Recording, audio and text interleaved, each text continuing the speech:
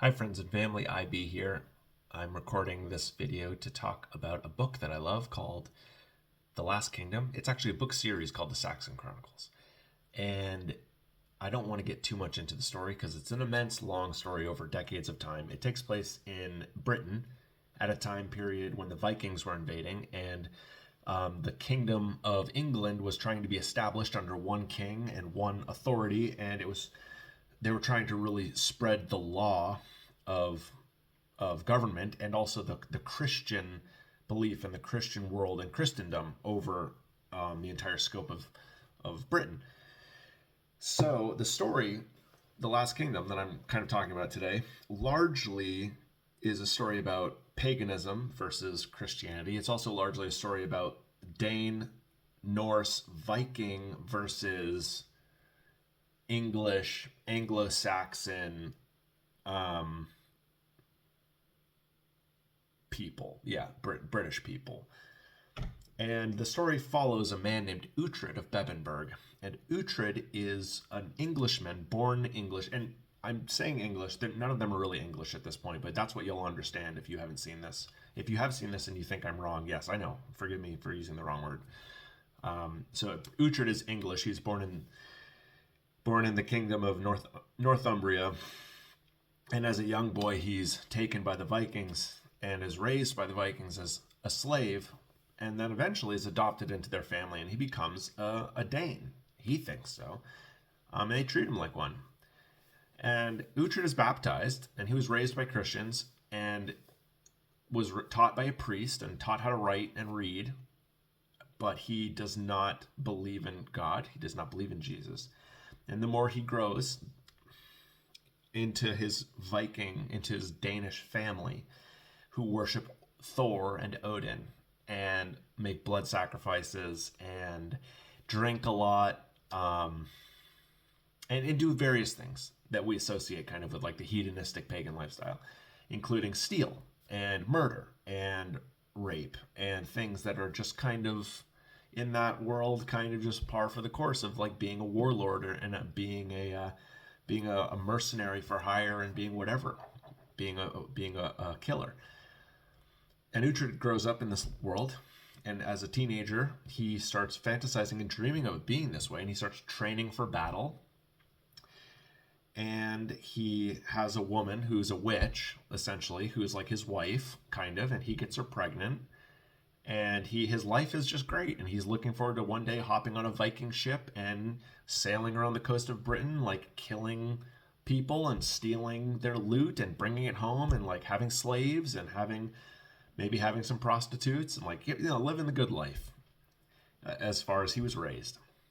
And I think in essence it's easy to see how quickly he adopted it, and I think it's an example of how in this story, but maybe in life also, how easy it is for a human to accept that as fun and cool when not only it's around you, but when also it's kind of what the beast is programmed to do, is to fight and to procreate, and oftentimes to do these in really unnatural, unsensible ways, but just because it feels good, is the beast, and that's the nature in us anyways. So Uhtred is living this life, and then one day his family's killed in a hall burning, all killed, and he happens to be outside and witnessing it with his woman, and he escapes. And then his woman has a miscarriage, and they're both like teenagers. And because of some of the politics, the Vikings blame it on him. Some of the Vikings blame it on him to avoid getting incriminated for this murder of other Vikings. So Uhtred is now in Viking territory in this place called Danelaw, which is like where all the Danes live in England. And the Vikings all think he's a murderer. And they hate him because he's English, especially because he's English. And they don't want to accept him as Viking. And he's concerned that no one will trust him because he was born English. So he just leaves, and he's like, I'm going to go look for people, and he like flees cross country and hides as a refugee, as a kind of a convict, until he comes into the kingdom of Mercia, which is English, which is where his cousin is essentially a lord, and his uncle is also a lord or something. And they basically send him off down further south to Wessex. So anyways, I'm getting into the detail. I knew this would happen trying to talk about the story. I'm basically going to tell you the whole story. I got to slow it down. So anyways, he comes to King Alfred. Alfred is the king of Wessex. Alfred is the one who's trying to unify England into one kingdom and make it Christian. Alfred is like the top dog. Alfred is very Christian. And Uhtred is very pagan. But Uhtred has this lord birthright. He's a lord of this northern kingdom.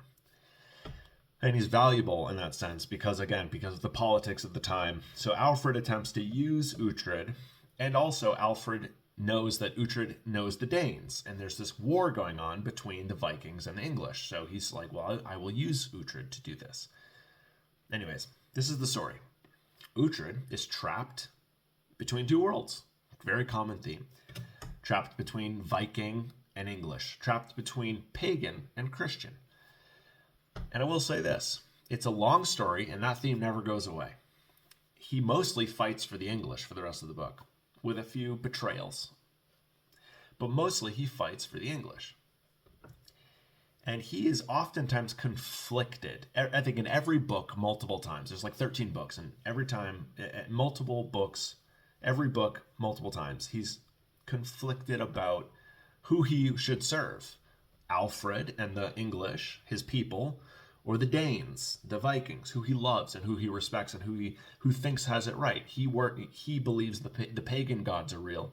He always is talking about how he'd rather be out there fighting and killing and whoring and drinking than he would be praying. He thinks praying is stupid, and he thinks the Bible is stupid. He thinks priests are stupid. So that's the story. But beneath it all, there is this other question of like, who's right, Odin and Thor, or Jesus and God?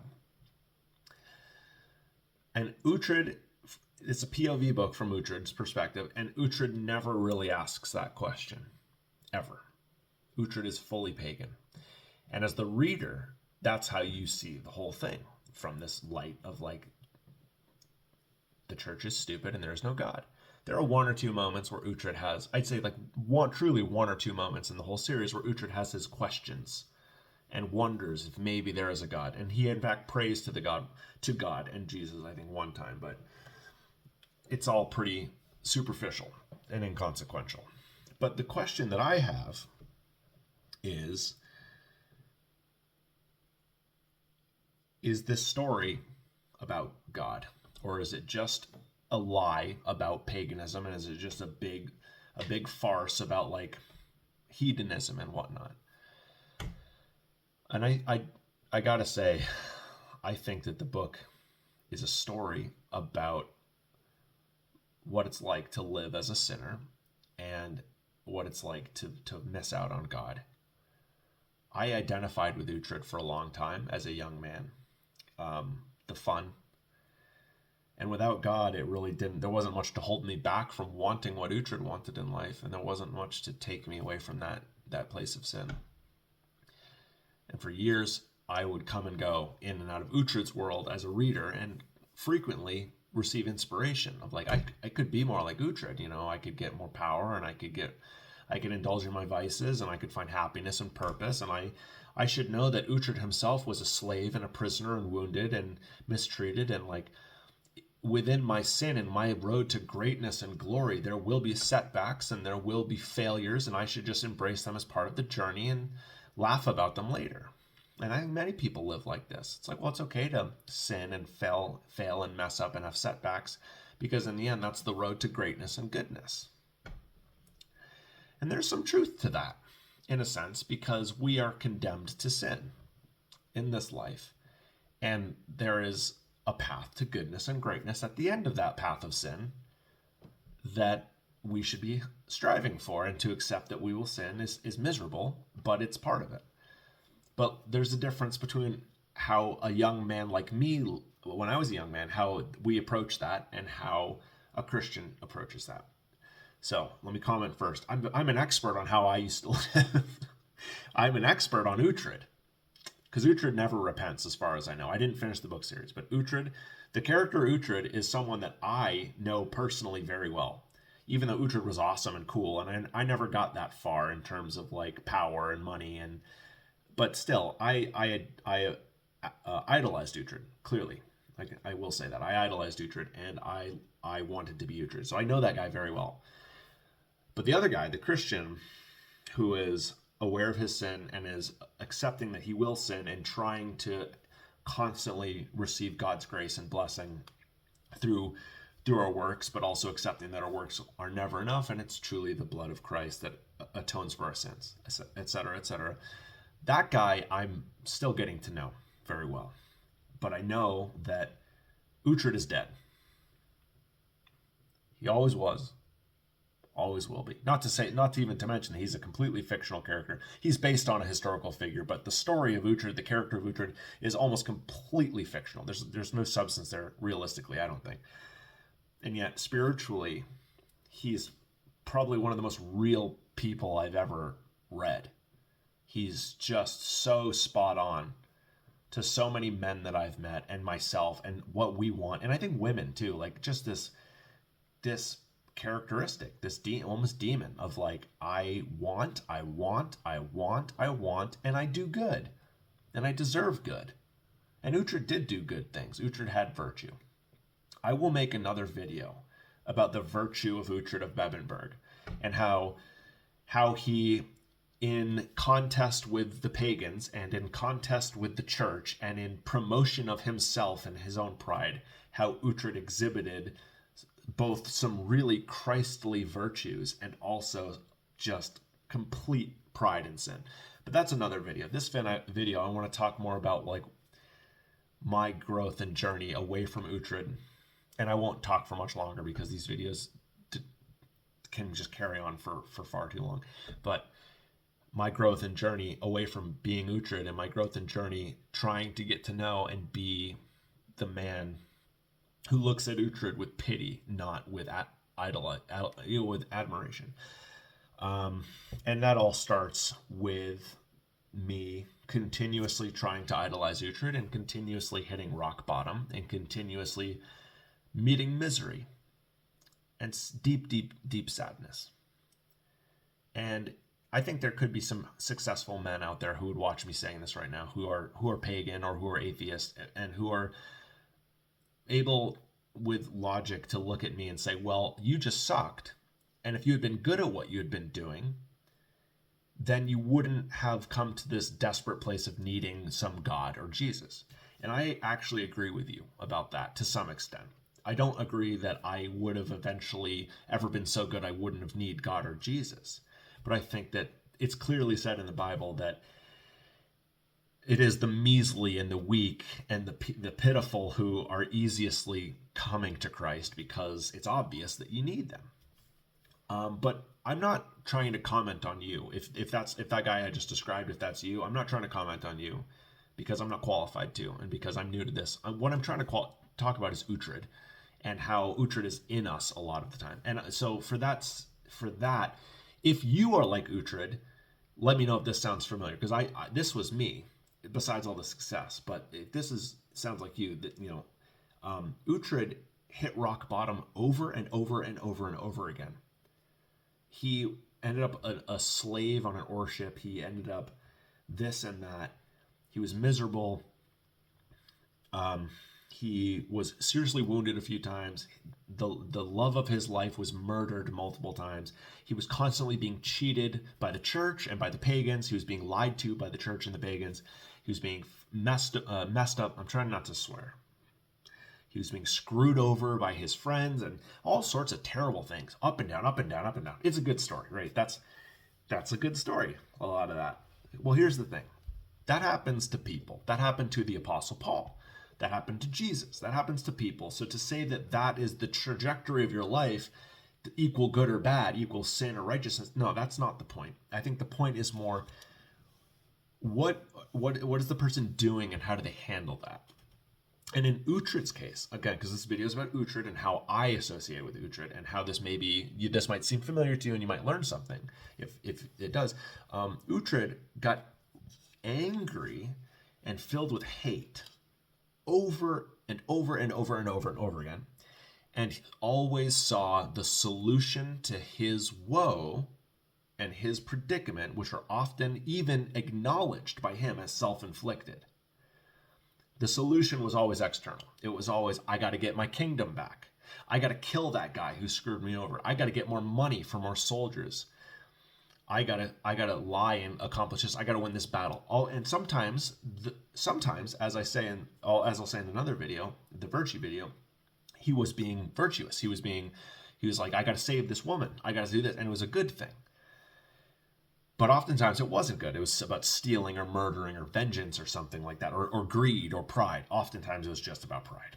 But the point is, he was off. The cycle with Uhtred was success, despair, hate, even acknowledgement of hatred of himself or acknowledgement of his own failures, but hate in general, and then desire for more success, despair, desire for, and like just this constant, and the end, this is the point about Uhtred that I want to make in this video also, is you get this really interesting perspective about Uhtred in the story, because and you don't get this in the Last Kingdom show, you get this in the books.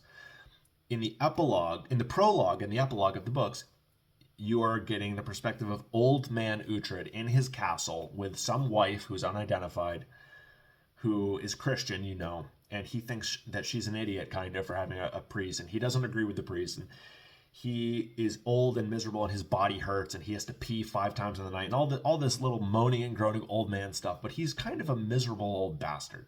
Now, I don't really know about where that leads in the end, because I don't know how the book ends. And that might change the bearing of these videos if I did. But I think the point is still the same, that he's a miserable old man.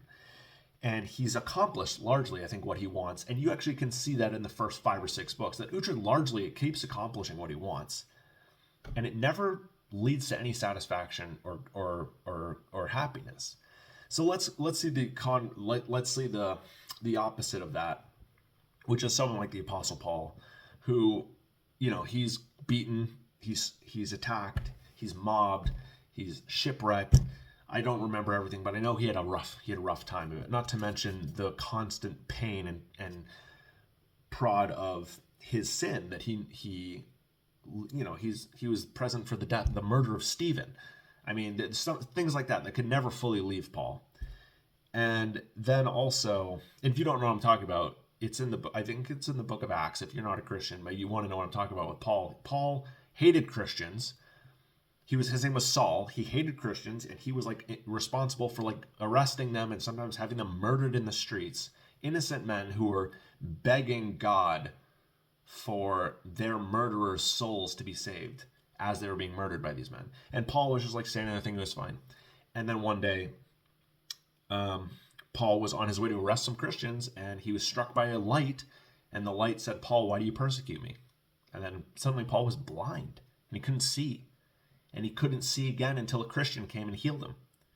And then from that moment on, Paul was like an apostle of Christ, and like he was one of the biggest spokespersons of Christ. So that's what that's about. But the point I was trying to make was that Paul had ups and downs too.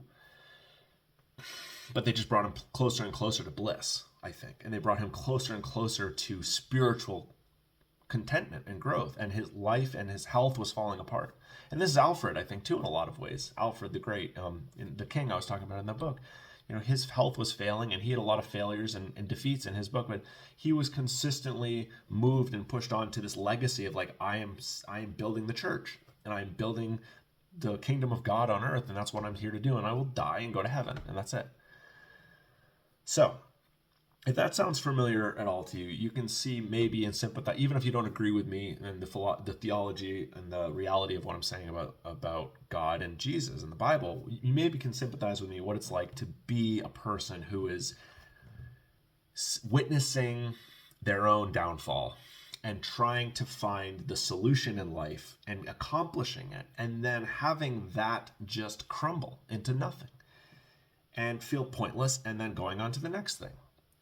Now, I'm sure many of you don't know what that's like, and many of you haven't been kind of cursed with that the way that I think I was, or the way that some people are, but I truly think that many of us know that feeling of, why is it that my accomplishments just lead to more want? And why is it that my accomplishments are bitter and I thought that they would be sweet?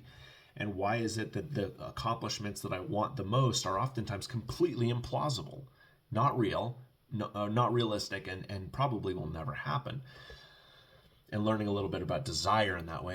And I think Uhtred is an excellent study for a person like that in a fictional world, if you're interested in that, because Uhtred is appealing to us because he is the guy that gets a lot more of those things. So if you were like me, as I was a young man, and you wanted these things and you weren't accomplishing them very well, you can vicariously live them through Uhtred. And you get the satisfaction of like knowing what it's like to win a battle. If you've never been physically athletic or strong and you don't really know much about what that's like, and your attempts to do so often just lead to like injury or defeat, but then you read about Uhtred winning a battle and you're like, dang, like that must be cool. And you can do that book after book, and Uhtred keeps winning. And then you're constantly, each book, confronted with the failures and the downfall.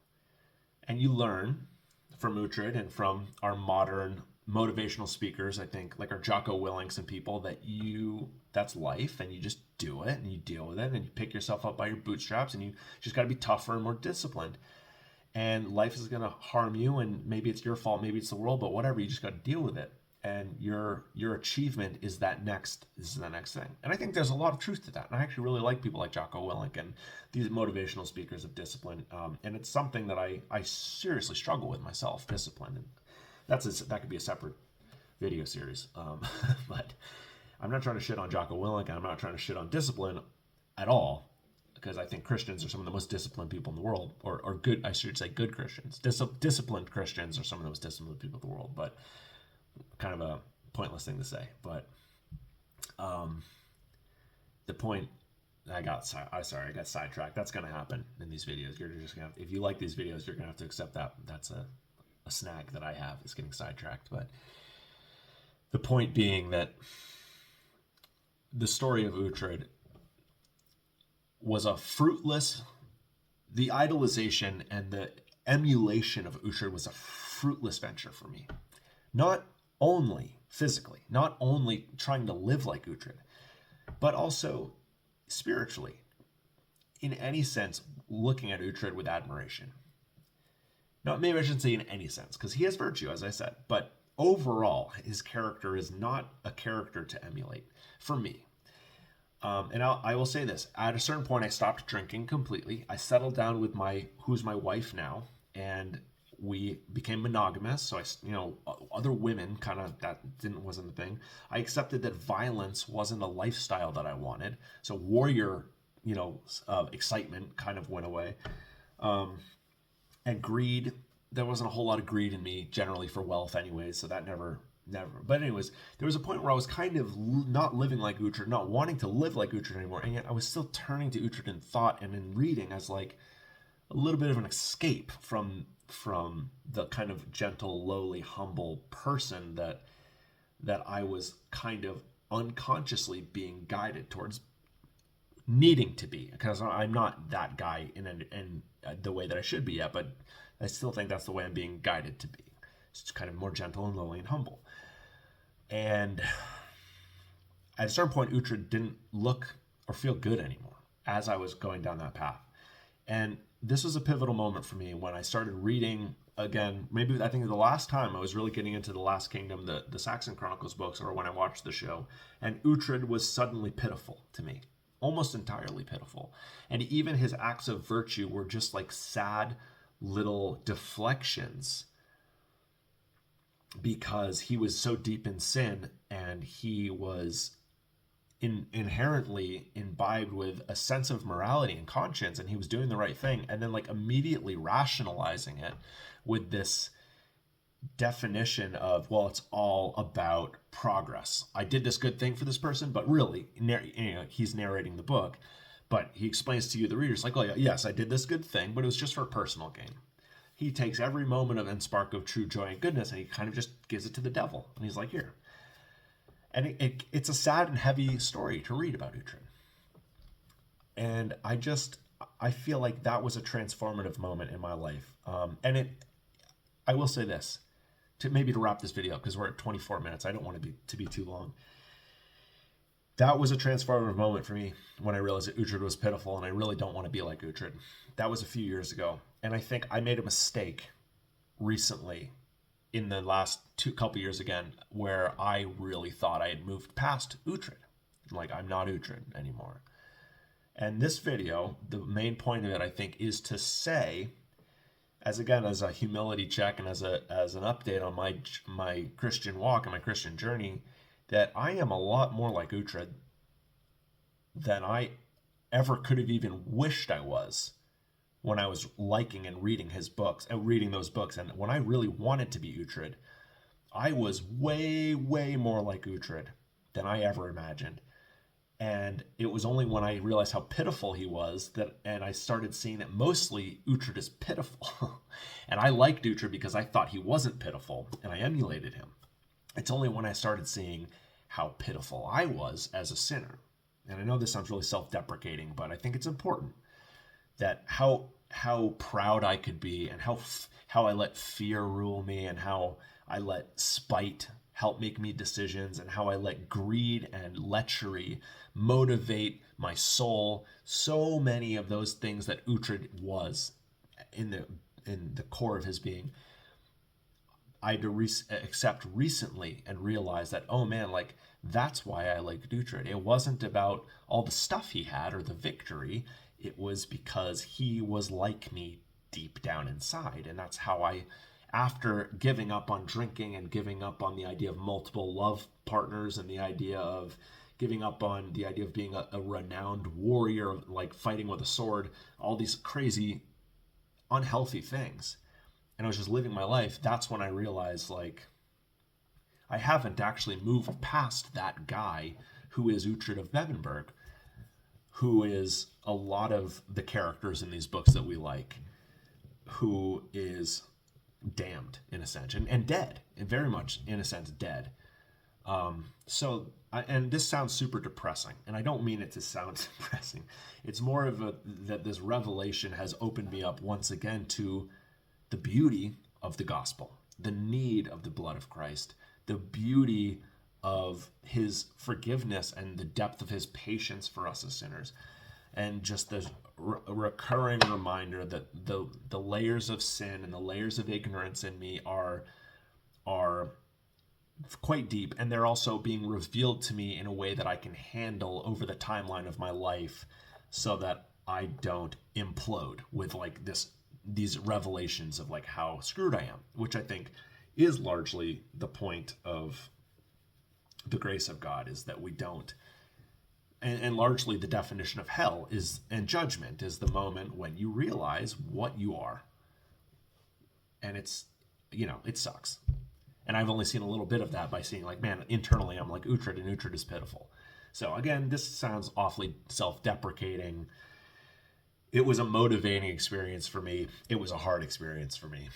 But the point being that, like, it also assigned to me more confidence that I'm on the right path by going to church and by reading the Bible and by praying to God and Jesus and by asking for the Holy Spirit to help resolve me and resolve myself. I think I made a note in the last video, the Thorn video, about martyring the self. And I reflect on that later, that people might take that as this idea that we all need to die like Christ. We all need to die in blood and agony. And I don't think that's true.